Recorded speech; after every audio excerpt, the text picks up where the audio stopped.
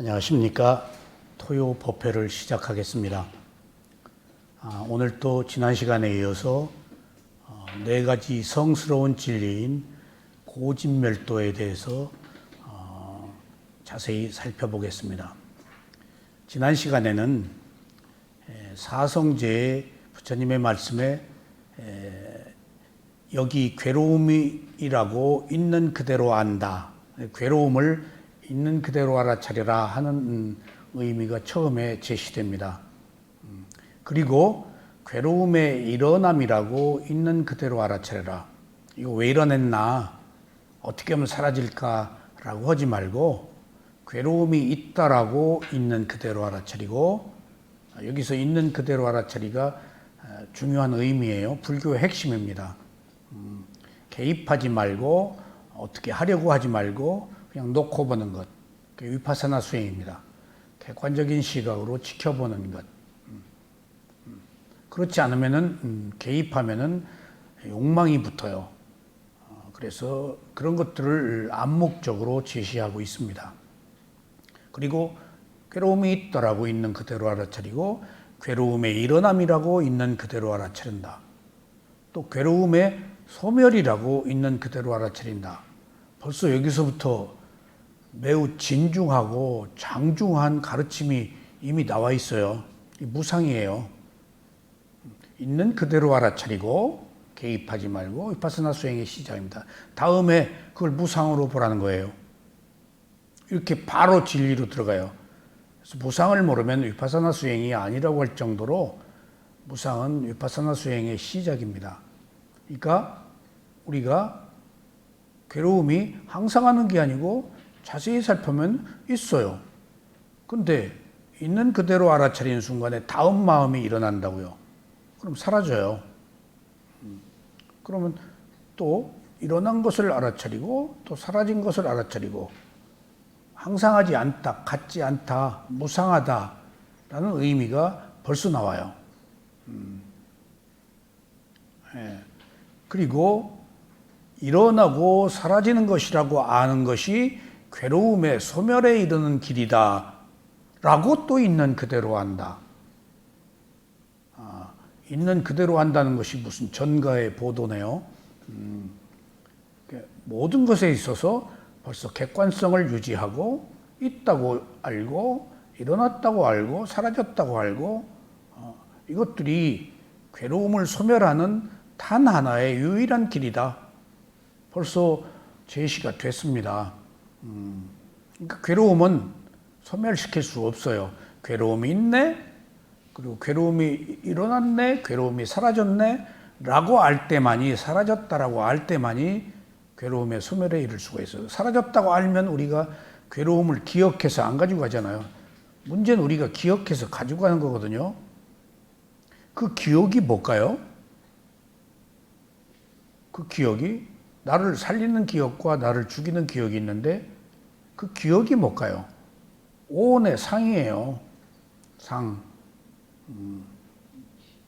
그러니까 이 상이 오온에서 뭐 중요하지 않은 게 없습니다만은 차지하는 비중이 낱낱이 다 중요하지만은, 느낌도 중요하지만 상도 중요하고 행동도 중요해요. 이 상이 사실 우리를 고정관념을 가지고 얽매이게 한다고요. 근데 더 중요한 것은 상이 사마타 수행의 대상이라는 것, 이미지로 보는 것. 그러니까 사마타 수행이 잘못됐다가 아니고, 우리는 어차피 상으로 사니까 상상해서 만들어낸 것, 그 다음에 명칭, 그 다음에 기억, 고정관념, 이런 것들이 전부 상인데, 그런 것을 어떤 현상을 고착화시킬 위험이 있기 때문에 위파사나로 넘어와서는 상으로 보지 말고 느낌으로 볼 것이라고 얘기를 해요. 여기서도 느낌으로 봐야 일어났다고 사라지는 무상을 봐요.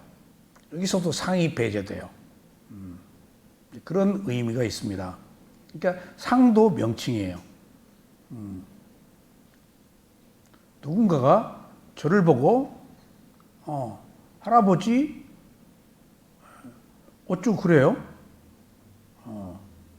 같이 어떤 모임이 있어서 서로 모르는 사람끼리 만나서 어딜 가고 있는데 할아버지 그래서 나는 나를 부르는지 몰랐어요. 내가 할아버지가 아니니까.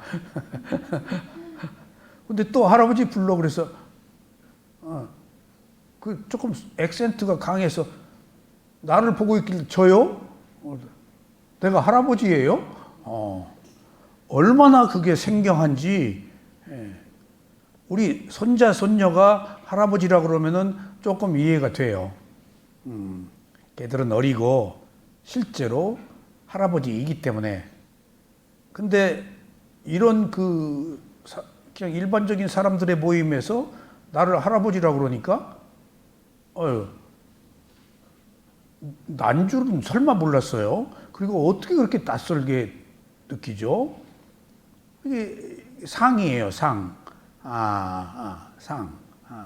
그러니까 실제는 내가 할아버지가 아니다고요. 할아버지라는 게 명칭이다고요.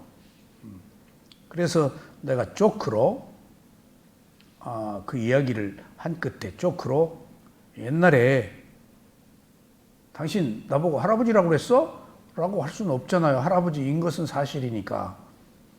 근데 그 말이 생경해서 우리가 선입관, 고정관념으로 느끼를 할아버지이기를 바라지 않는단 말이에요. 실제로 할아버지이면서. 근데 할아버지는 명칭이잖아요. 그렇게 전제해서 나이 먹은 사람을 할아버지라고 부르자 해서 합의된 상황인데 나는 그걸 못 받아들였단 말이에요. 내가 늙었다, 할아버지다 라는 생각을 가지고 있지 않았기 때문에. 그래서 그분 보고 옛날에 버스를 타고 가는데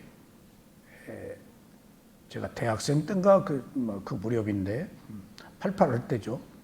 우리 어머니하고 갔는데 우리 어머니를 할머니 부르길래 내가 기분이 팍 나빴다. 우리 어머니를 할머니라고 하다니. 그러니까 할머니 흰머리가 났으니까 할머니 연세일 수도 있는데 나한테는 할머니가 아니고 어머니거든요. 늘 따뜻하고 젊은 어머니, 언제든지 나를 돌봐주는 어머니. 그러니까 이게 전부 고정관념이에요. 할머니라고 부르는 것도 명칭으로서 상이고 또 할머니임에도 할머니가 아닌 것처럼 생각하는 것도 상이에요.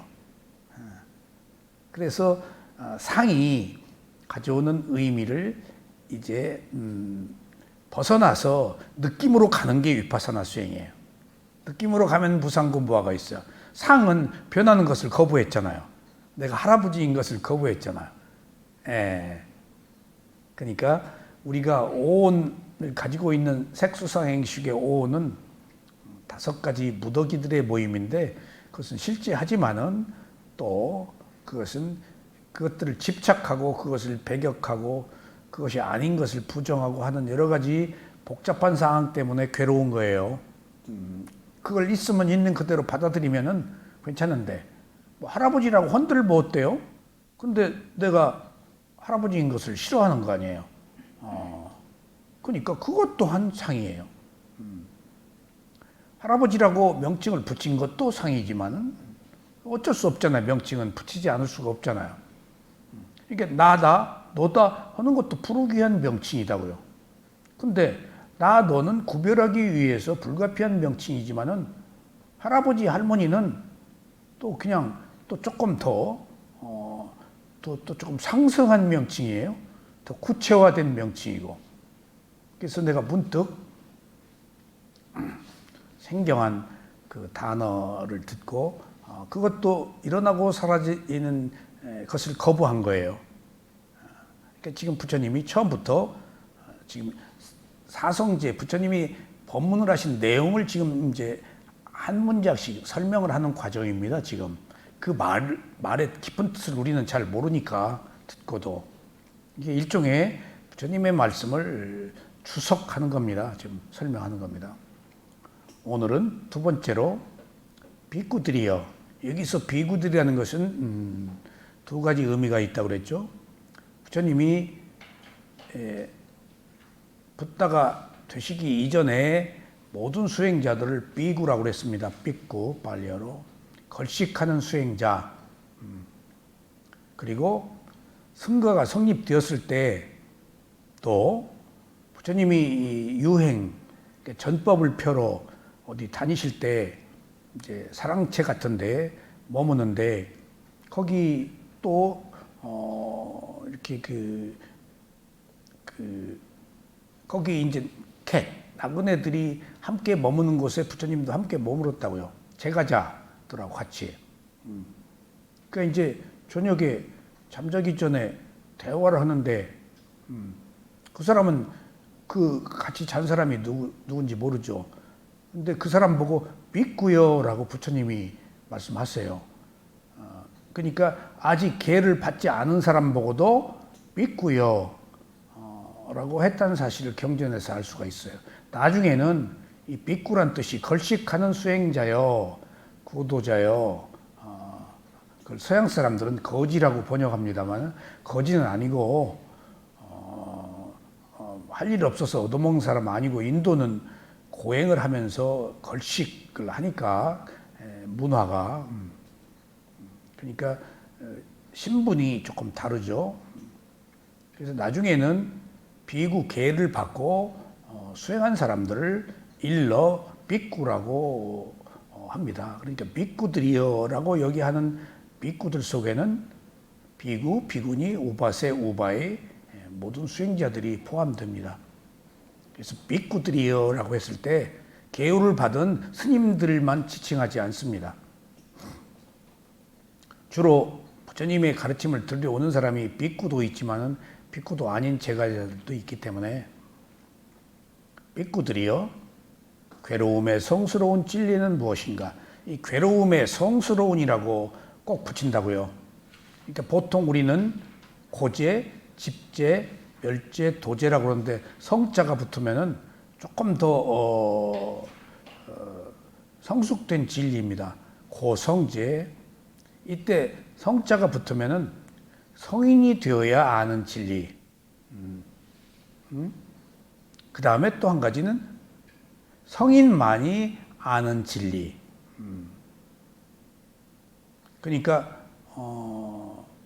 그리고 성스럽다, 가장 존귀하다 하는 의미에서 성자를 붙여요. 그러니까 우리가 괴로워 죽겠네, 괴롭네 라고 하는 것은 푸념이지 성자가 되어서 아는 괴로움과는 다르다고요. 그 성자를 붙이는 것은 그러니까 성인이 깨달음을 얻고 나서 야 진짜 괴로움이네 라고 괴로움을 꿰뚫어 아는 그런 진리라는 의미에서 고제라고도 하고 고성제라고도 합니다. 아리야 사자라고 해서 아리야를 붙여요. 성자를 아리야. 이게 아리야가 시베리아에서 인도 쪽으로 이제 브라만 계급들 아리안족이 내려왔는데 브라만 그 후에 상위 크샤트리아 상위 계급을 형성해서 아리안족이라고 그래요. 그래서 아리안족이 내려와서 자기 혈통을 존중히 여기느라고 성스러운 것을 쓸 때 아리야를 써요. 그리고 진리를 말할 때도 아리야를 쓰고. 그래서 괴로움의 성스러운 진리는 무엇인가? 이제 괴로움이 있다라고 알아차리라. 괴로움이라고 일어남이라고 알아차리라. 소멸함이라고 알아차리라. 이것만이 괴로움의 소멸하는 유일한 길이다 라고 하고 이제 다음이에요. 그러면은 괴로움이라는 이 성스러운 진리는 과연 뭔가 알아야지 좀 구체적으로 들어가 보자는 얘기예요. 이제 딱 태어남은 괴로움이다. 생, 늙음은 괴로움이다. 병이 빠졌어요. 죽음은 괴로움이다. 생과 도사, 늙음과 죽음. 이게 12연기에서는 생로병사라고 하지 않고 생노사라고 말합니다. 근데 생로병사라고 쓰실 때도 있어요. 근데 12연기에서는 병을 빼는 이유가 병을 넣을 이유가 없어요. 몸과 마음에서 다 환자인데 몸도 다 병이 있는데 태어난 순간 괴로움이잖아. 다 병이 있다고요. 괴로움이 태어나면 괴로움이다. 이 정신병이에요. 몸 나병이에요. 욕망. 병을 가지고 있어요. 근데 하여튼 정확하게 표현하면은 생노사인데 부연하자면은 너무 우리가 병이 많기 때문에 병을 사용할 수도 있습니다. 하지만 경전에서는 병자를 뺐어요. 여기서는. 그러니까 태어남이 괴로움이다. 늙음이 괴로움이다. 죽음이 괴로움이다. 그러니까 이거 태어난 이상 늙어야 되고 또 태어난 이상 경쟁해야 되고 태어난 이상 먹어야 되잖아. 욕망을 충족해야 되잖아. 어느 것이 있다 한들 내게 즐거움만 줄 수도 없는 거예요. 없으면 없어서 괴롭고 있으면 또 있어서 괴롭단 말이에요. 그러니까 구조적으로 우리가 태어나서 하는 것이 고통의 바다다라고 고해라고 하는 이유가 여기 있고 그것을 하나씩 구체적으로 한번 부처님이 뭐냐 태어남의 괴로움이라고 하는 게 여기 다 적시되어 있어요. 이게 쓱 지나가면은 별거 아닌 것 같아도 이 단어 하나하나를 곱씹어 보면은 우리들의 괴로움이 다 포함되어 있어요, 이 속에. 그러니까 생노사가 괴로움이다. 그 다음에 슬픔, 비탄, 육체적 고통, 정신적 고통, 절망은 괴로움이다. 그러니까 태어나서 늙어서 죽는 것에는 태어난 즐거움도 있지만은 이런 일련의 과정이 슬픔, 비탄, 그 다음에 육체적 고통, 정신적 고통은 육체적인 느낌, 정신적인 느낌을 얘기합니다. 절망은 괴로움이다. 여기 다 있습니다. 지금 왜 슬픔, 비탄, 육체적 고통, 정신적 고통, 절망이 있죠? 바라기 때문에 좋은 것을. 구조적으로 우리가 욕망을 가지고 있기 때문에 욕망은 만족할 수가 없어서 아무리 있어도 만족할 수 없기 때문에 그러니까 이게 지금 불가피한 거다고요. 얼마나 많은 슬픔을 느끼고 비탄하고 절망하냐고요. 사실 부처님께서 내가 흘린 태어나고 죽고 한 눈물이 강을 이루고 바다를 이루었다 그랬어요. 얼마나 많은 생명들과 얼마나 무수한 세월 동안 헤어졌냐고요. 이게 간단치 않아요. 이 생에 또 눈물을 흘려야 되잖아요. 저는 마음이 굉장히 여려서 집에서 TV 보거나 뭐 하면 그냥 줄줄 웁니다. 그러니까 옛날에 그 KBS에서 헤어진 가족들 찾는 그런 행사가 있었는데 저희 가족도 그 이별 6.25 전쟁을 통해서 이별할 수밖에 없었던 불가피한 슬픔을 안고 있기 때문에 그냥 그거 틀어놓고 저희 어머니하고 저하고 그냥 손수건으로 안 돼. 수건 갖다 놓고 휴지 갖다 놓고 줄줄 우는 거예요. 그냥 이 울음이 카타르시스예요. 그냥 줄줄줄 우는 거예요. 그냥 그 사람들을 만나서 막 우리 그 혼란한 시대의 가족들이 북한 간 가족들이 아닌 남한에서도 그렇게 헤어진 사람들이 많더라고요. 그러니까 자식은 10여 명씩 나가지고 먹을 게 없어서 다 어디로 보냈잖아요. 진짜 집에. 어디로? 식모로, 뭘로. 정말 하다못해 고아원으로도 가고 관리가 제대로 안 됐으니까. 그러니까 그런 경우에 고의였는지 아닌지는 모르는데 헤어진지 뭐 일주일 만에 미국으로 갔다 유럽으로 갔다 한 것들은 미국과 유럽이 그 소위 아이들을 못 낳으니까 그것들이 어떤 단체에 의해서 조금 주도적으로 계획적으로 그런 일들이 또 벌어지지 않았는가. 며칠 만에 보내고 걔가 왜 없어졌는지 또 분명치도 않고 물론 그런 그 시스템이 갖추어져 있지 않은 사회였지만 그렇게 빨리 보냈다는 사실은 뭔가 저쪽에서 기다리고 있는 사람들이 있었기 때문에 서로 충족된 것이 아닌가. 지금 돌이켜보면 그렇습니다. 요새 옛날 얼마 만에 갔다. 그런 것들이 다 슬픔, 비탄, 우리가 겪고 있던 시대 상황이고 불가피한 거지만은 그렇게 이별은 슬픈 거예요. 앞으로 또 얼마나 많은 눈물을 흘려야 될지 몰라요. 저희도 산속에 10여 년 전에 산속에 들어가 살았는데 저희 딸이 거기 이제 길고양이들이 많이 있더라고요. 근데 고양이 이제 밥을 줬어요. 근데 고양이가 그 이튿날 생쥐를 조그마한 걸 물어다 놨어요. 깜짝 놀랐어요.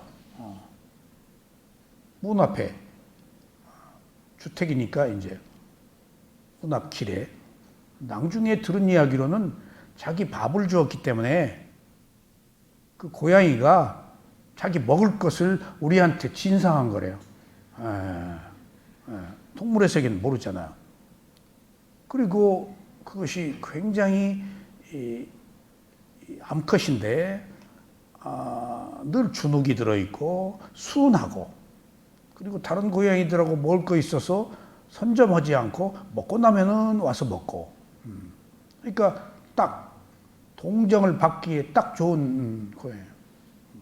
그러니까 그 아이가 딸이 시집가고 그 뒤에 그 고양이 때문에 늘 사료를 한 부대씩 사다가 두 부대씩 사서 한두 달이면 없어져요. 고양이가 뭐 10여 마리도 오고 돼서 그렇게 새끼들을 4마리 몇 마리씩 낳아도 죽고 없어지더라고요. 또 오소리네 이런 것은 물려 죽기도 하고. 그러니까 그 두 배를 낳아서 고양이가 아마 7, 8마리는 됐는데 그 중에 약한 놈 하나가 지금 살아 있어요. 약한 놈 하나가. 그걸 보고 우리 사람도 옛날에 많이 낳고 또 많이 죽었잖아요.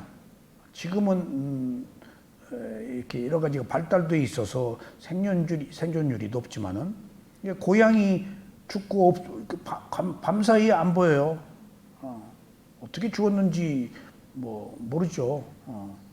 그러니까 그 어린 그냥 눈망울들 그게 있다가 없어지면은 그렇게 마음이 아프고 또 어디로 시체는 못 찾으니까. 근데 그 십몇 년 되니까 우리 딸이 처음 밥을 주면서 이제 친하게 지낸 고양이가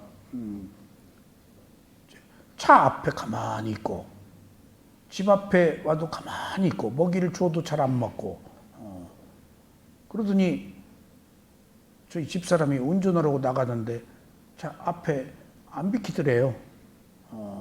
그래서 야 비켜. 그러니까 그게 마지막 인사였던 것 같아요. 그러니까 몇 가지 자기가 죽기 전에 예시를 한 거예요. 이제 그러더니 비켜 하더니 이제 비키더래요. 그러더니 그 뒷날 안 보여요. 그러니까 그게 마지막 인사였던 것 같다. 이제 길고양이니까 친근하게 만질 수도 없잖아요. 그러니까 며칠 또 내내 눈이 밟히더라고요. 그러니까 사실은 그 다른 고양이들이 많아도 그 고양이 때문에 밥을 주었어요. 그 고양이 사료가 몇만 원씩 가요. 그 간단치가 않아요. 작은 돈 아니에요. 고기도 때로는 사다 주고. 그러니까 그 고양이 죽고 나서 그 슬픔이 오니까 이제 그 정을 좀 끊고 또 슬픔이 오기 때문에 그래서 상의를 했지. 고양이 사료를 계속 줄 건가? 여기서 그만둘 건가? 근데 우리 옆집이 고양이를 많이 키워요. 거기는 저희 집보다 훨씬 큰 양푼에다가 거긴 차로 고양이를 사육하는 사람이에요. 분양도 하고. 그러니까 밖에다 늘 고양이 먹이를 주기 때문에 우리는 그만 주자. 돈을 떠나서 또 헤어지는 이별 때문에 그래서 그 고기 정을 들여서 계속 돈이 들어도 사주었던 거예요. 집 앞에 고양이 쥐 부르다 놓은 그놈하고 이게 전부 사람과 사람의 헤어짐뿐이 아니고 동물과의 헤어짐도 슬픈 일이고 그러니까 어느 것 하나 슬프지 않은 일이 어디 있겠어요. 만나면 헤어져야 되는데 그래서 부처님 말씀이 내가 흘린 눈물이 바다를 이룬다, 강을 이루고 그렇게 많이 헤어졌다는 거예요. 얼마나 많이. 또 더 중요한 것은 나를 누가 낳는가요? 어머니가 낳잖아요. 어머니는 누가 낳았어요? 어머니가 낳잖아요. 예. 근데 여기서 뼈가 남는 생명만 얘기하는 것이에요. 천상은 뼈가 없으니까 화생이니까 뼈도 없잖아요. 나의 어머니가 어머니를 낳고 또 어머니의 어머니 그 위에가 또 낳고 하는 이 뼈가 쌓인 것이 수미산 높이보다 높다라고 그랬어요. 부처님 말씀이. 그렇게 많이 태어나서 남긴 뼈들이 나고 죽고 한 뼈를 쌓은 것이 정신세계에서 말하는 수미산 높이보다 높다. 그러니까 얼마나 많은 생명이 태어나서 죽는 슬픔과 거기서 남긴 뼈들이 켜켜이 쌓여서 산의 높이보다 더 높았겠어요. 그러니까 이런 것들을 생각하면은 우리가 산다는 것이 정말 괴로움이라는 사실, 또 똑같은 괴로움을 이렇게 겪어야 하는가 하는 그런 문제들에 대해서 한번 숙고해 봐야 하겠습니다. 그래서 슬픔, 비탄, 육체적 고통, 정신적 고통은 절망이다. 절망은 괴로움이다. 또 싫어하는 것과 만나는 것은 괴로움이다. 안 만날 수 없잖아, 싫어해도. 또 좋아하는 것과 헤어지는 것은 괴로움이다. 원하는 것을 얻지 못하는 것은 괴로움이다. 결론적으로 온 색수상행식, 이것이 괴로움이다. 여기서 괴로움을 크게 세 가지로 분류하는데 학문적으로는 요약하자면은 구체적인 괴로움들이 이게 출망나한 겁니다. 이게 마지막에는 온 자체가 괴로움이다. 우의 느낌도 괴로움이다. 생로병사도 괴로움이다. 이 불가피한 괴로움들. 그러니까 온을 몸과 마음을 가지고 있는 것 자체가 괴로움이다. 라는 의미에서 우리가 고해의 바다라고 합니다. 물론 즐거움이 있죠. 근데 그 즐거움은 괴로움에 비해서 잠시예요. 괴로움과 즐거움 붙어 있어요. 근데 잠시 즐거웠다가 이내 괴로움이에요. 왜냐하면 즐거움은 오래 못 가요. 더 많은 즐거움을 원하기 때문에. 그런 것처럼 부처님이 말씀하신 괴로움이 있다라는 이것은 성스러운 진리다. 그래서 초전법륜경에 부처님께서 5 비구들에게 괴로움이 있다라는 이야기 들어봤느냐? 못 들어봤습니다. 내가 처음 선언한다. 그래서 우리가 괴로움을 고통스러워하고 피하고 괴로움을 극복하기 위해서 뭔가 하지 말고 어차피 있을 수밖에 없는 원인과 결과에 의한 괴로움이니까 받아들이자고요. 괴로움이 있네라고. 그 길이, 그리고 그것은 일어났다 사라졌다고. 일어났다 사라지는 것이 연속된다고. 그러면은 우리가 괴로움으로부터 벗어날 수 있습니다. 무상이 아니면 안 돼요. 그런데 여기서 무상만 이야기하고 부처님이 무상고만 얘기하고 무하는 얘기를 안 합니다. 안 하는 이유가 너무 어려운 진리이기 때문에, 그리고 사람들이 무하란 얘기를 싫어하기 때문에 애써 무상 알면은 괴로움, 변하기 때문에 괴롭고, 괴로움을 해결하려고 해도 안 되니까 무하로 가도록 돼 있어요. 그런데 처음부터 존재를 강화하면서 살아왔는데, 욕망을 가지고 살아왔는데, 그것을 다 없애려고 하는, 없다라고 하는, 나도 없다, 너도 아니다, 나도 아니다 라고 하는 무하는 누가 받아들일 수 있겠어? 최고의 깨달음인데, 성자가 아는 깨달음인데, 대중들에게는 그냥 무상만 얘기하고 맙니다. 무상 괴로움만. 그러니까 바꿔 얘기하면 괴로움을 있는 그대로 알아차리는 것이 괴로움을 해결하는 유일한 길이다 라고 말했는데, 괴로움의 진리, 실제하는 것들을 다 이야기했는데, 여기에 이 괴로움의 원인이 무엇인지는 감춰놨다고요. 그것이 자아예요. 내가 있어서 괴롭다. 그래서 사카야 디티라고 불교에서 말하는 어리석음, 삿된 견해, 잘못된 견해의 첫 번째를 유신견, 내 몸, 내 마음이라고 하는 거예요. 그러니까 무아가 아닌 자아라고 하는 거예요. 그러니까 모든 것의 근본 원인은 무명과 가래이지만은 무명과 가래를 조정하는 것이 자아예요. 무명과 가래를 해놓고 자아는 안 집어넣어요. 왜냐하면 사람들이 두려워하니까. 그리고 지혜가 나지 않으면 이해할 수 없으니까. 내가 있는데 내가 없다니 라는 것은 무상으로부터 시작된 지혜가 아니면은 자아 이룰 수가 없어. 그래서 무상만 얘기하고 끝낸 이유가 거기 있습니다.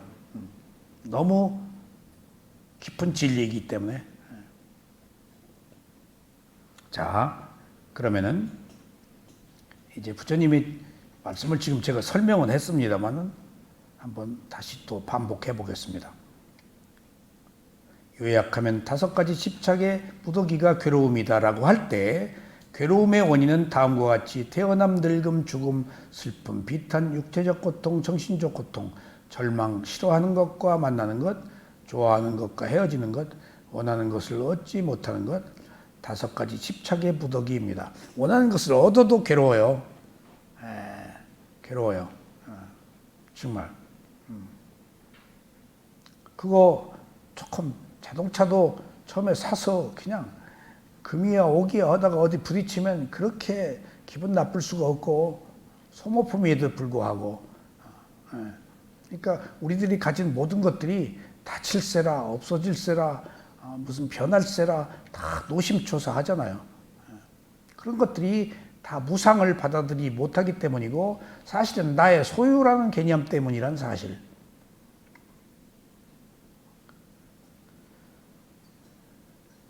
그리고 5가지 집착의 무더기입니다. 그러므로 우리가 몸과 마음을 가지고 있는 한 괴로움의 굴레에서 벗어나기 어렵습니다. 태어남은 온갖 시련의 시작입니다. 그래서 태어남은 괴로움이 바탕이 됩니다. 태어남은 윤회의 여정이 새로 시작되는 출발입니다. 그래서 온갖 생존 경쟁에 시달리면서 살아야 합니다. 제가 해병대를 갔는데, 해병대는 조금 빠리빠리한 사람들이잖아요. 조금 비교적. 근데 저희 소대에 대학교 다니다 온 애 2명이 괜찮은 애였어요. 근데 선량하고 착했어요. 근데 걔들이 고문관이에요. 놀이에요. 센 놈들의 먹이에요. 애들이 순진한데 어느 의미에서 순진하기 때문에 진실을 가지고 있는 애들인데, 그 해병대 모진 훈련과 압박, 고통, 막 그런 여러 가지 상황 속에서 두드려 맞으니까 꼭 그놈들이 맞는다고. 내가 안타까워 죽겠어요. 그러니까 애들이 순진하니까 왕따를 시키고 병신을 만들어. 그러니까 내가 거기서 눈 하나 달린 원숭이의 세계에 2 달린 원숭이가 병신 되겠구나. 정말. 그러니까 이 사회가 혼란해지면은 세속에서는 정상적인 사람이 병신처럼 취급받아요. 사기당하고 속고 따돌림 받잖아요. 어느 게 진실이냐고요? 그런 것처럼 이 태어남은 온갖 여정의 괴로움의 시작입니다. 어느 길을 가든지. 정말. 그래서 온갖 생존 경쟁에 시달리면서 살아야 합니다. 때로는 즐거움도 있지만 이 즐거움이 괴로움이 되어서 돌아옵니다. 그러므로 태어남은 괴로움의 시작입니다. 괴로움을 즐거움으로 알고 있는 것이 무명입니다. 무명은 쓴 것을 달콤한 것으로 알게 하여 사람들을 미혹하게 합니다. 제가 그 부처님의 가르침에 이렇게 주해를 조금 달았는데 제가 살면서 경험한 이야기들을 조금 이렇게 좀 글로 쓴 겁니다. 늙음도 괴로움입니다. 늙음은 성장을 정점으로 쇠퇴해가는 과정입니다. 누구도 이 세월을 멈출 수는 없습니다. 매 순간 늙어가고 있다는 것은 결코 유쾌한 일이 아닙니다. 그러므로 늙음은 괴로움의 바탕입니다. 오늘 늙음 제대로 얘기했네. 나보고 할아버지 부른 사람이 나는 나 부른지 몰랐다니까 어떻게 생경하니. 근데 애들이 할아버지 할 때는 자연스러운데 모르는 사람이 부를 때는 난지 몰랐다니까. 그 약간 기분 나쁘다는 얘기 사실은 사실이니까. 그래서 그 우회적으로 우리 어머니 할머니라고 부르니까 내가 상당히 기분 나쁘더라라는 얘기는 지금 그런 식으로 표현을 했지만 물론 조크죠. 조크죠. 그러니까 무명은 어리석으면 있는 것을 아닌 것으로 내가 늙었는데 할아버지가 아닌 것으로 생각하는 것도 지금 괴로움이고 무명이에요. 달리 있는 것을 있는 그대로 할아버지라고 그랬든 뭐라고 그랬든 받아들이면 되는데 나는 아니기를 바라고 젊기를 바라고 그렇게 평가받는 것이 싫잖아요.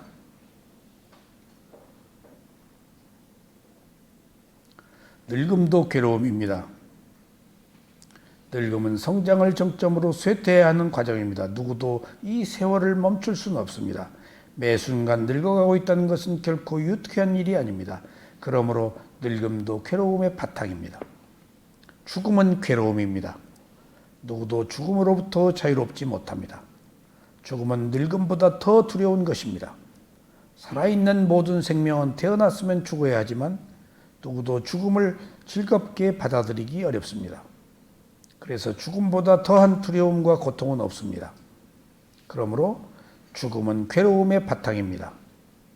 이처럼 태어나면 늙어야 하고 죽어야 하는데 누구도 이것을 동의하기가 어렵습니다. 그래서 사는 것이 괴로움입니다. 그리고 여기 죽음이라는 뜻의 빨리어는 마라입니다. 마라. 이 마라를 여기서는 마군이라고 그래요. 마라? 뭐 귀신일 수도 있고 무슨 그 마왕, 염라대왕, 염라대왕은 또 다른 빨리어를 씁니다만은 근데 지금 죽음이라는 엄연한 현실적인 것을 의인화해서 마군이 마왕 이렇게 한단 말이에요. 진짜 죽음을 결정하는 죽음에 개입하는 그런 어떤 그 생명이 있는 것처럼 그러니까 우리가 의인화해서 상상해서 그것도 이미지네이션이에요. 색수상의식의 상이 마왕 죽음의 왕을 만들어서 염라대왕을 만들어서 끌고 가는 것처럼 여기서 일견 마군이다 마왕이다 뭐 경전에 그런 얘기들이 나오는데 엄격한 의미에서는 죽음을 그렇게 표현한다라고 하고도 그렇게 사용을 해요. 왜 그럴까요? 사람들은 의인화해서 어떤 형상을 만들어 이미지로 살기 때문에 상으로 살기 때문에 자기가 있는 줄 알아요. 생각해 보세요. 죽음은 결정하는 누가 있는 게 아니다고요. 생로병사 업의 과보로 자연스러운 현상일 뿐이야. 그것을 주도하는 누가 있나요? 없다고요. 함에도 불구하고 우리는 누가 주도하는 것처럼 생각해서 그것에 바르게 접근 못하는 거예요. 하지만 그렇게 부를 수밖에 없는 게 경전에서도 그런 주석들이 나옵니다. 그럼에도 불구하고 죽음을 마라를 죽음이라고 하면서도 마왕, 염라대왕 어쩌고 죽음의 사신이라고 부르는 것들은 우리들이 정서가 그렇게 돼 있기 때문에 그 수준, 그 차원에서 얘기를 하는 거예요. 죽음은 없다. 죽음이 마군이다. 라고 말해야 사람들이 믿지도 않으니까. 우리는 이 공부를 하기 때문에 뜻은 알자고요. 마군이, 마왕이라고 하는 그런 류의 모든 명칭들은 죽음을 의인화한 것이다. 그렇게 이해하시면 되겠어요. 그러니까 죽음을 의인화한 것이니 그것은 죽음을 결정하는 어떤 그 인격체나 생명이 있다는 것은 아닙니다. 자연스러운 현상계, 무상의 현상계일 뿐이에요. 그래야 조금 우리가 진실을 바라보는 힘이 생깁니다.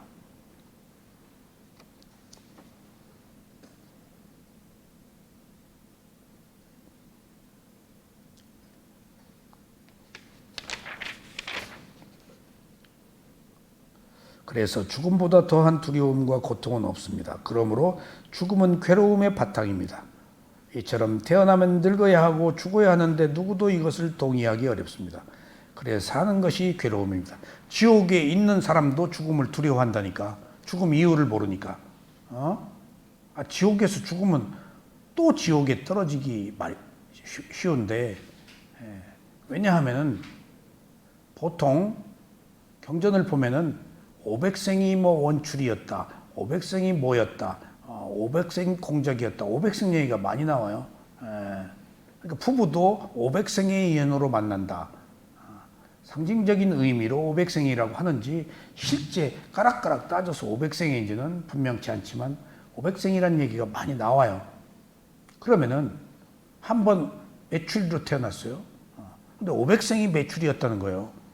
부처님 얘기예요. 부처님이 500생 동안 매출로 태어난 적도 있어요. 근데 조금 남달랐죠. 같은 매출이라도. 이게 막 산에 불이 났을 때 옮겨가야 되는 그런 여러 가지 문제들 속에서 이제 생기는 일들인데, 그러면은 여기 우리가 경전을 통해서 비하인드 스토리예요. 주목할 만한 것은 500생이 매출이었다. 500생이 원숭이였다. 라고 할 때 왜 한두 생으로 그치지 않고 다른 생명으로 못 태어나는가? 정확하게 말을 할 수는 없지만은 추측컨대, 미루어 짐작컨대 다 알 수는 없어요. 사람마다. 500생 지나서도 매출이로 태어난 사람이 있고 10생 만에 다른 생명으로 태어날 수도 있잖아요. 함에도 불구하고 500생이라는 상징적 의미가 경전에 많이 인용되는 것을 보면은 여기서 얻을 수 있는 것은 메추리의 성향, 한번 태어났으면 메추리의 성향을 버리기가 어렵다는 거예요. 메추리의 성향. 그러니까 우리가 어떤 성향을 가지고 태어났잖아요. 그 성향을 버리기가 어렵다는 거예요. 똑같은 인간으로 태어났을 때에도 누구는 남자, 누구는 여자인데 남자는 남자의 성향, 여자는 여자의 성향이 있다는 게 그게 의도예요. 그 성향을 바꾸기 어렵다는 거예요. 그러니까 그게 의도다고요. 그게 업의 과보예요. 그러니까 뭔가 우리가 귀속하고 개척하고 새로운 것을 찾는 마음도 있지만 자기 처해진 것에 순응하고 그 흐름을 타는 속성도 있다고요. 그렇기 때문에 이제 이건 일종의 추측입니다만은 제가 스승들한테 이런 이야기를 물었을 때 성향이라고 말합니다. 그러니까 정확할 수는 없죠. 사람의 성향이 확 바뀌면. 근데 일반적으로 그런 성향에서 벗어나게 해야 돼. 그 성향이 잠재의식이에요. 마음이에요. 바완같이 있다예요. 축적된 성향이다. 그러니까 우리가 그 잠재의식, 축적된 성향, 바완같이 있다를 바꿀 수 있는 것은 있는 그대로 보는 것밖에 없어요. 있는 그대로 보면 제로 포인트, 원점에서 새로 시작해요. 어떤 흐름에 대한 가속도로 가는 게 아니고 새로운 원인을 일으켜서 새로운 흐름, 새로운 물결을 만든다고요. 있는 그대로 보면. 선한 물결을 만드는 거죠. 선한 흐름을 새로 종속시키는 거죠. 수행을 하면은 기존은 습관대로 행동했지만 지금 알아차린 순간에는 과거가 아닌 새로운 습관을 길들이는 것이기 때문에 그래서 결국은 수행밖에 없습니다. 결국은. 그러니까 자기 고정관념, 성향을 바꾸기가 그렇게 어려운데 그것을 바꾸려면은 호흡과 오른발, 왼발을 있는 그대로 보는 길밖에 없습니다. 그래서 새로운 풍토를 조성해야 됩니다. 그게 위파사나 수행이에요.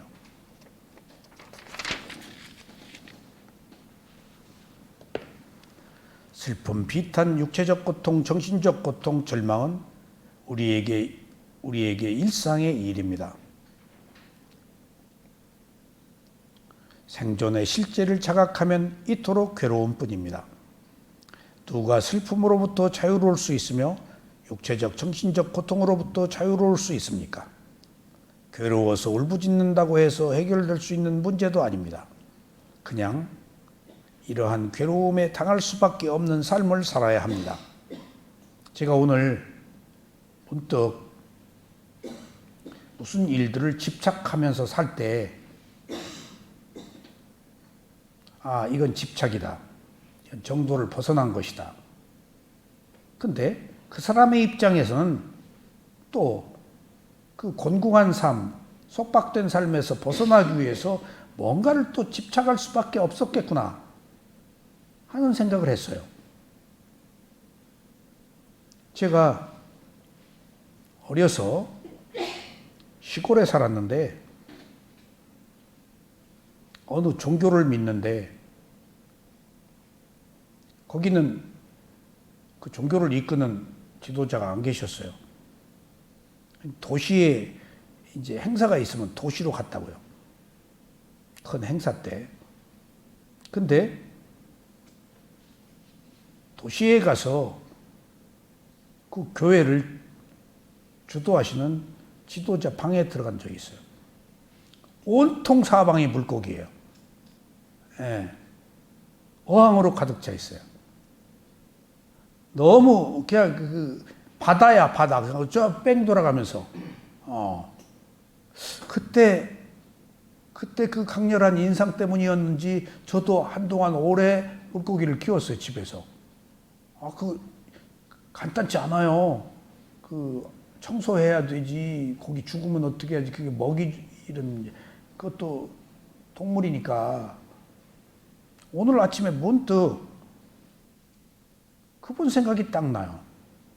물론 그 지도자가 혼자 사는 분인데, 그분이 혼자 사는 그 허전함, 뭔가 즐거움을 얻기 위해서 물고기를 그렇게 키우셨구나. 근데 조금 지나쳤다. 내 생각에. 사방이 뚝 들러가면서 물고기니까 전부 어항이야. 한두 개만 있는 게 아니고.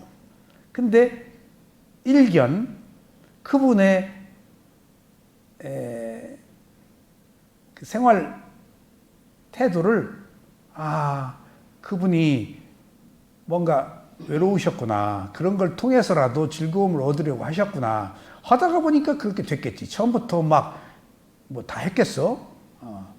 남이 보기에는 하여튼 방에 사람이 사는 게 아니고 물고기가 사니까 또 욕심이 많은 사람은 방에 사람이 사는 게 아니고 가구가 살잖아요. 그냥 사람 다니는 길 통로까지 전부 가구로 뭘로 내가 이렇게 꾸며놓은 어느 신문사 논설위원 집을 가봤어요. 그분 너무 그냥 부부 자는 아랫목에 잠자리 외에는 전부 골동품이에요. 낭중에 뭐 원고 청탁이 있어서 내가 부탁을 하려고 했더니 신문사 그만두고 골동품 가게를 하시더라고. 제 갈 길로 갔구나. 그렇게 주워 모으더니 마당부터. 그래서 내가 잘 알기 때문에 원고 청탁을 했지. 내가 무슨 잡지를 만들 텐데. 했더니 손절을 하시더라고. 나 이제 요새 글 안 쓴다. 그러니까 오늘 문득 그것도 상이죠. 그분 방에 물고기가 그렇게 많았던 거. 그래서 언뜻 내가 그래서 나도 거기에서 받은 인상 때문에 한동안 물고기를 오래 키웠었구나. 어떤 그 영향을 받잖아요. 그리고 나서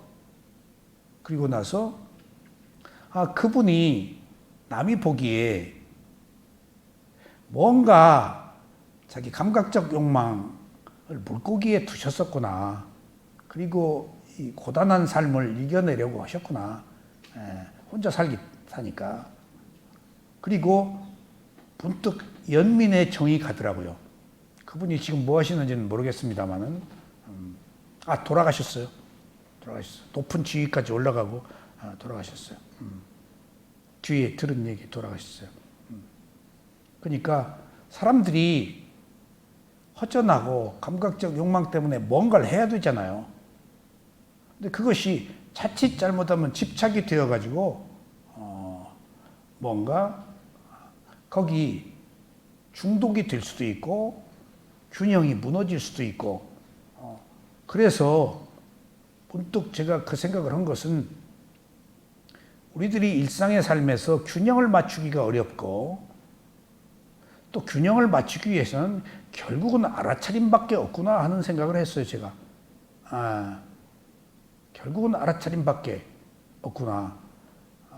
그냥 그분은 방뿐이 아니고 여유만 있으면 저기 그 무슨 어디 그 63빌딩 수족관처럼 그냥 온통 그냥 또 물고기로 채우고 싶겠지. 막 그런 것들의 상상의 발로가 그런 것까지도 발전할 수도 있겠죠. 그런 것들은 자기 삶에 있어서 집착이란 말이에요. 지나치게. 균형이 필요하고 누구나 그런 불균형 속에서 괴로움을 해결하기 위해서 다양한 행동을 하는구나. 죄송합니다. 하는 것을 제가 느꼈습니다.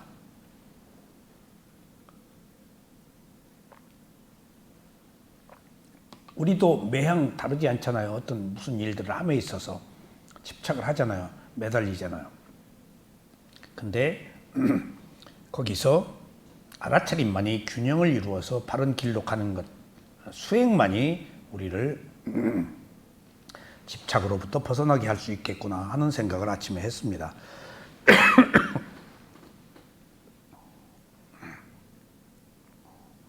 누가 슬픔으로부터 자유로울 수 있으며 육체적, 정신적 고통으로부터 자유로울 수 있습니까? 괴로워서 울부짖는다고 해서 해결될 수 있는 문제도 아닙니다. 그래서 그냥 이러한 괴로움에 당할 수밖에 없는 삶을 살아야 합니다. 우리는 살면서 좋은 것을만 만날 수는 없습니다. 싫어하는 것과 마주치지 않을 수 없습니다. 그뿐 아니라 자기 의지대로 산다고 해도 이 세상은 온통 자신과 다른 것들로 보이되어 있기 때문에 자신에게 선택권이 그리 많지 않습니다. 사람이 살다 보면은 사람한테서 느끼는 고통과 괴로움이 있잖아요. 저도 일찍 젊어서 그런 적이 있었어요. 물론 거기에는 내 문제가 충족되지 않아 생기는 어떤 반항이에요. 그러면 싫어지는 거예요. 싫어지는 거예요. 여러분들, 여기 중요한 사실이 숨어 있습니다. 그러면 자기를 위해 산단 말이에요. 자기 감각적 욕망을 위해서. 근데 이 자아라는 것이 어리석음만이에요. 가장 잘못된 견해 아니에요. 자아가 왜 어리석은 거예요? 나의 감각적 욕망이 있으면은 남의 고통을 내가 무시한다고요. 나의 감각적 욕망을 우선한다고요. 나의 즐거움, 내가 원하는 대로 되기 위해서 상대가 어떤 시궁창에 빠지든지 시궁창에 떨어뜨리려고 하고 고통을 준다고요. 나의 감각적 즐거움을 얻기 위해서. 그러니까 나라는 것이 그렇게 잔인하고 무서운 거예요. 정말. 돌이켜 생각하면은 나의 감각적 욕망 때문에 피해를 당한 상대편의 고통은 내가 생각을 안단 말이에요. 그리고 상대 보고 잘못했다 그러네. 내가 거기에 복수하고 거기에 나쁜 페널티를 주고 그 사람도 선택권이 있는데 그것은 무시하고 내 입장에서만 생각한다면은 이런 무지몽매가 어디 있냐고요. 그리고도 그렇게 해놓고도 잘못은 상대편에 있다라고 그런다고요. 상대편 고통 속에 떨어뜨려 놓고 내 욕망을 충족시키기 위해서. 이렇게 무서워요, 여러분들. 그게 다 고통들이에요.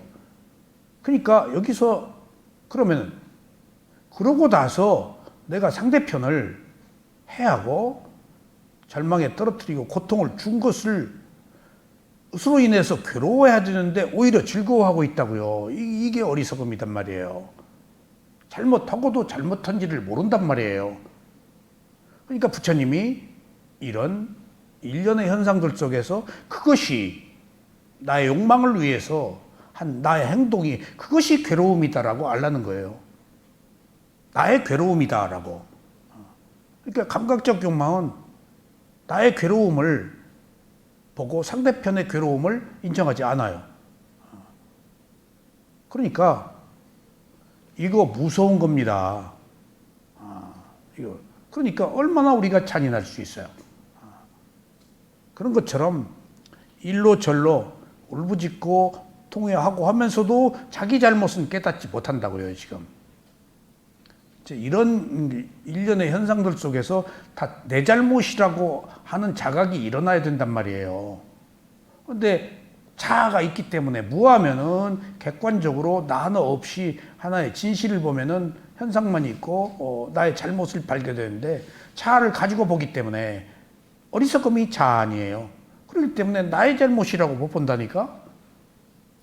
그러니까 구조적으로 우리는 괴로움에서 벗어나기 힘들어요. 내가 있는 한. 그래서 무상 보라는 거예요. 무상을 봐야 그 뒤에 괴로움, 무아까지 갈 수 있어요. 무상이 없으면 무아를 못 가요. 그러니까 어느 시작은 무상이기 때문에 일어나고 사라졌다라고 보기 시작해서 결국은 내 뜻대로 안 된다는 무아를 할 때 우리의 완성도가 높아집니다. 그렇지 않으면 불가능합니다. 완성될 수가 없습니다. 그러니까 내가 없다라는 것을 얼마나 정확하고 깊게 아느냐가 도과를 성취의 기준입니다. 우리는 살면서 좋은 것만 만날 수는 없습니다. 싫어하는 것과 마주치지 않을 수 없습니다. 그뿐만 아니라 자기 의지대로 산다고 해도 이 세상은 온통 다른 것들로 포위되어 있기 때문에 자신에게 선택권이 그리 많지 않습니다. 또한 항상 좋아하는 것과 이별하면서 살아야 합니다. 내가 좋아한다고 해서 그것을 영원히 소유할 수 없습니다. 그래서 만남도 고통이고 헤어짐도 고통입니다.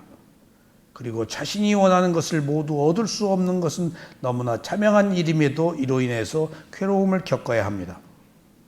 이러한 모든 것들이 오온을 통해서 이루어지기 때문에 오온 자체가 괴로움의 원성입니다. 그럼에도 불구하고 오온을 집착합니다. 그래서 부처님이 법념초에 제일 먼저 5가지 장애, 그 다음에 두 번째가 오온인데 오온이라고 안 하고 오취원이라고 그러셨어요. 오취원. 몸과 마음을 집착한다라고 이미 법에서 명확히 부처님이 제시를 했어요. 몸과 마음을 있는 그대로 보지 못하기 때문에 몸과 마음을 집착하는 것이 법이다. 우리는 몸과 마음을 있는 그대로 본 사람이 없어요. 자기 몸과 마음을. 그러니까 구조적으로 태어나서 산다는 것은 몸과 마음을 집착한다라고 이미 정의를 했어요. 그래서 오취원이라고 그래요. 부처님이. 오온이라고 안 하고. 그게 까발린 거예요. 오취원. 그게 뭐라고? 법이다. 라는 이야기는 우리가 내 몸과 마음을 집착하면서 사는 것을 하나의 현상으로 드러낸 거예요. 오취원이라고. 이미 오온을 집착하니까 괴로움이 있지. 그러니까 이런 모든 것들이 분석해 보면은 다 자아와 관계가 있단 말이에요. 그 집착이기 때문에. 내가 없으면 집착할 이유가 없죠. 그러니까 무상을 보지 않으면은 자아, 집착이 생기기 마련이라는 거예요.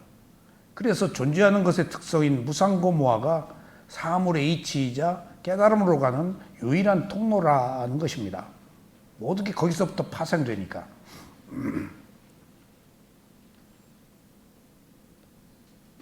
그럼에도 불구하고 오온을 집착합니다. 그래서 괴로움이 영속됩니다. 오온은 조건에 의해서 생긴 것이라 시작과 끝이 있습니다. 조건에 의해 생겼다? 이게 뭔 말이죠? 조건? 빠짜야 빠리가 하냐나 원인과 결과. 조건 다 있죠? 뭐 여러 가지 업의 과보, 어머니, 할아버지, 할머니 다 어떤 그 조건들에 의해서 다 결합된 것들 아니에요? 뚝딱 떨어진 게 아니고. 그러니까 엄격한 의미에서 한 생명이 태어나는 게 우연이 아닙니다. 그 만남과 헤어짐이 모든 것들을 다 진실하고 소중하게 여겨야 돼요. 악연조차도. 선한 인연은 더 말할 것도 없지만 악연조차도 그렇게 될 수밖에 없었어요. 그러면 이제 내가 새로 바꾸면 되지. 이제 바꾸면 되지. 또 악연이 지속되는데 악하게 헤어졌는데 감정이 생겼잖아. 그럼 끌어당기고 있다고 지금 계속. 미워하잖아. 괴로워하잖아. 더 강력한 파장을 일으켜서 못 달아나게 해. 그리고 또 가족으로 만나고 가까운 이웃으로 만나고 그런다고요. 지금 누가 만나요? 내가 끌어당겨서 만나는 거예요. 파장으로. 생각이 파장이잖아요. 생각이 빛이잖아요. 생각이 의도잖아요. 생각이 행위잖아요. 생각이 업의 과보잖아요. 그렇게 스스로 원해서 얽혀서 살아가고 있는 거예요. 그러니까 위파사나 수행자들은 그런 것들을 좀 끊고 호련히 좀 자유롭게 살자.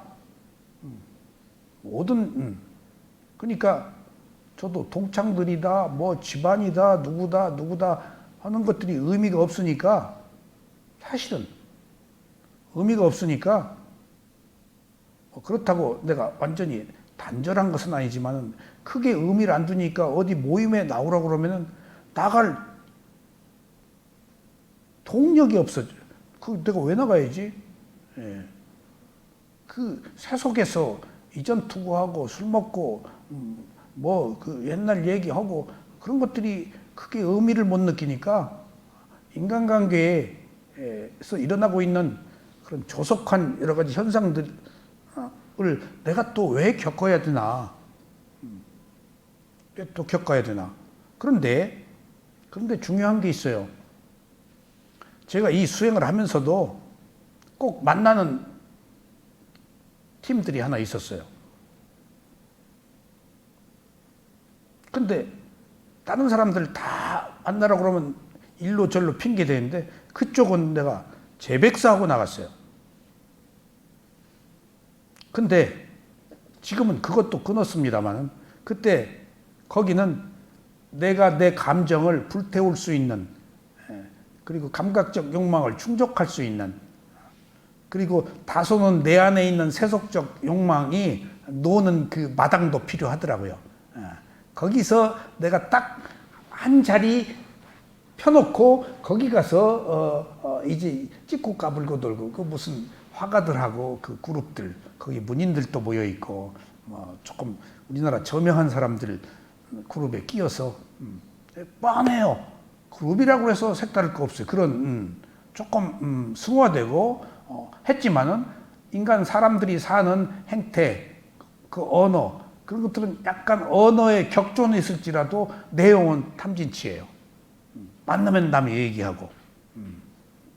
근데도 일견 내 안에 있는 세속적 감각적 욕망을 아직 한 자락 남아있는 것을 그쪽에서 해결했어요. 그러니까 완전 샥하고 완벽하게 사람이 살긴 어렵더라고요. 근데 이제는 힘이 떨어져서 그런지 그런 힘도 없어졌어요. 그쪽에서 부르지도 않네. 또 부르면 떼깍 나갔는데 그러니까 내가 뭔가 시들해져서 안 불렀는지 그것도 또 무상이라서 조건이 성숙되어서 그만뒀는지 그런 것처럼 사람이 어떤 즐거움은 하나 있어야 되는데 그 즐거움이 어떤 것이든지 있는 그대로 알아차리는 즐거움이어야 된다는 것. 거기서 고요함과 평온을 얻어서 가치를 느껴야 된다는 것. 그 외의 것들은 혼란, 슬픔, 비탄, 고통이라고 알아서 조금 우리가 멀리 해야 된다는 것.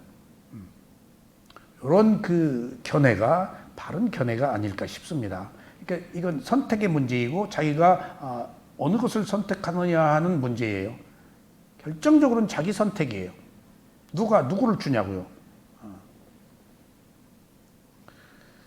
그럼에도 불구하고 오온을 집착합니다. 그래서 괴로움이 영속됩니다. 오온은 조건에 의해 생긴 거라서 시작과 끝이 있습니다. 아셨죠? 어떤 원인에 의한 결과가 있다고요. 오온은 영원히 계속되는 것이 아니라 괴로움입니다. 바로 이러한 괴로움을 있는 그대로 알아차리는 것이 위파사나 수행입니다. 누구나 이러한 수행을 통해서만이 지혜를 얻어 괴로움을 극복할 수 있습니다. 제가 이제 오온이 괴로움이다라는 것을 요약한 조금 설명한 내용입니다. 또 이 글을 쓰는데 조금 이 글을 쓴 배경에 제가 이 불교 방송에서 한 법문이거든요. 딱딱 시간이 정해져 있어요. 하다가 중간에 끝날 수 없잖아요. 다음에는. 그래서 그 시간 때우느라고 말을 좀 이렇게 저렇게 그 분량을 채워야 했다. 그러니까 그 몇십 분 딱 하게 돼서 이제 딱 법문 이렇게 법문 하다가 보면은 시계가 있으니까 항상 한 5분 남죠. 그럼 눈 감고 채우는 거예요, 이제. 눈 감고. 그래서 딱 땡땡 하면 딱. 그래서 조금 중언부언한 측면도 있습니다. 자, 다음 시간에 태어남은 무엇인가에 대해서 말씀드리겠습니다. 감사합니다.